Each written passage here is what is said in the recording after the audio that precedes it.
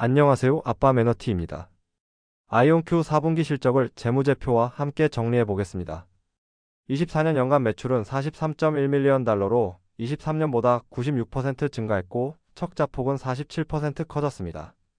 에비타 적자는 37% 늘었네요. 매출이익률은 계속 감소 추세고 비용을 보면 24년은 23년 대비 48%가 늘었는데 매출액 대비 비중을 보면 효율성을 많이 높였다고 볼 수 있습니다. 분기로는 4분기에 11.7밀리언 달러고 3분기와 비교하면 5.7% 감소했으며 영업적자는 47% 늘었어요. 매출이익률은 50%대로 회복했지만 비용이 크게 늘면서 수익성이 안 좋아졌습니다. 특히 일반 행정비가 2배 늘었는데 자료를 보니 보상 비용이 크게 늘었네요. 그런데 너무 늘어난 게 아닌가 싶습니다. 인베스팅닷컴 기준으로 매출은 시장 예측치를 넘었으나 EPS는 크게 못 미치면서 오늘 주가가 17% 가까이 하락했습니다. 재무 상태를 보면 자본은 줄고 부채는 2배 가까이 늘면서 부채 비율이 32%로 크게 뛰고요. 유동성은 유동 자산은 줄었는데 유동 부채가 늘면서 1000%가 깨지기 전까지 왔습니다.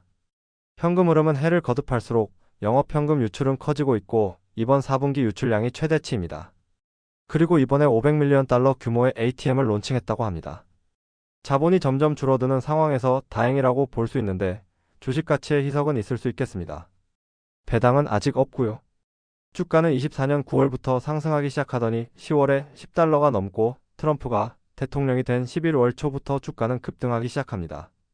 24년 말에는 40달러대 올해 1월은 50달러를 넘기까지 했습니다.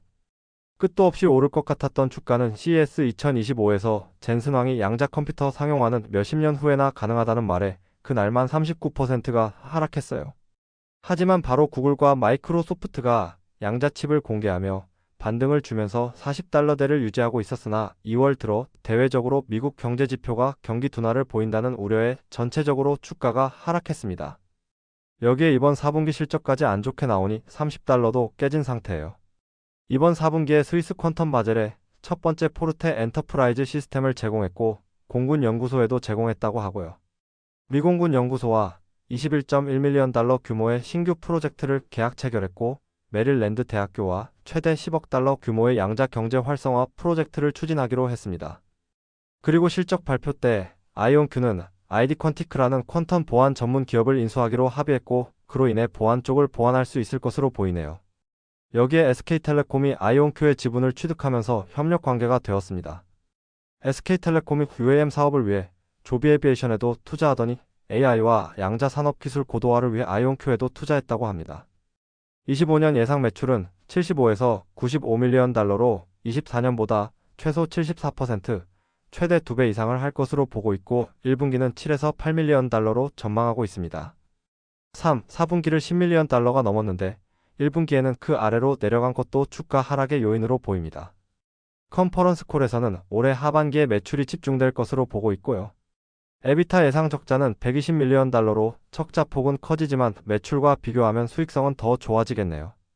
올해 말까지 AQ64를 달성할 수 있다는 자신감을 내비쳤고 이번 4분기에도 좋은 소식들이 많았는데요.